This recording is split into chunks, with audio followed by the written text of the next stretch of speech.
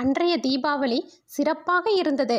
அன்றைய காலங்களில் ஒவ்வொரு வீட்டிலும் 8-10 குழந்தைகள் இருந்தார்கள். பெற்றோர்கள் அனைத்து குழந்தைகளுக்கும் ட்ரெஸ் எடுத்து கொடுக்க எவ்வளவு கஷ்டப்பட்டிருப்பாங்க.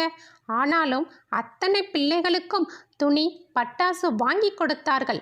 ஒரு வாரத்திற்கு முன்பாகவே மாவு மில் சென்று மணிக்கணக்கில் காத்திருந்து அரிசி இடித்து அதிரசம், அச்சுமுறுக்கு, முறுக்கு என பல வகையான பலகாரங்களை செய்ய ஆரம்பித்து விடுவார்கள். அக்கம் பக்கம் வீட்டில் உள்ளவர்கள் அனைவரும் கூடி, எங்கள் வீட்டில் இன்று முறுக்கு செய்தோம், உங்கள் வீட்டில் என்ன பலகாரம் செய்தீர்கள் என்று கேட்டு மகிழ்ந்தார்கள். தீபாவளி அன்று எண்ணெய் சட்டி காய வேண்டும் என்று சொல்லி வடை, சுசியம், பஜ்ஜி மற்றும் பல வகையான பலகாரங்களை வீட்டிலே செய்தார்கள்.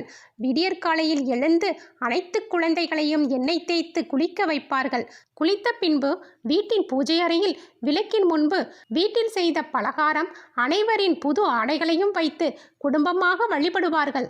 ஒவ்வொரு குழந்தையாக வந்து பெற்றோர்களின் காலில் விழுந்து ஆசீர்வாதம் வாங்கி புது ஆடையை பெறுவார்கள். புது ஆடையையும் பட்டாசையும் கையில் வாங்கியவுடன் இருக்கும் சந்தோஷம் இருக்கே, அளவிட முடியாது. புது ஆடை அணிந்து பலகாரங்களை பக்கத்து வீட்டுக்காரர்களுக்கும் கொடுத்து மகிழ்வார்கள். குழந்தைகள் புது ஆடை அனைவரிடம் காட்டி அழகாக இருக்கிறதா என்று கேட்டு மகிழ்வார்கள். அனைவரும் சேர்ந்து பட்டாசுகளை வெடிப்பார்கள். இது அல்லவா தீபாவளி. அனைவருக்கும் இனிய தீபாவளி நல்வாழ்த்துக்கள்.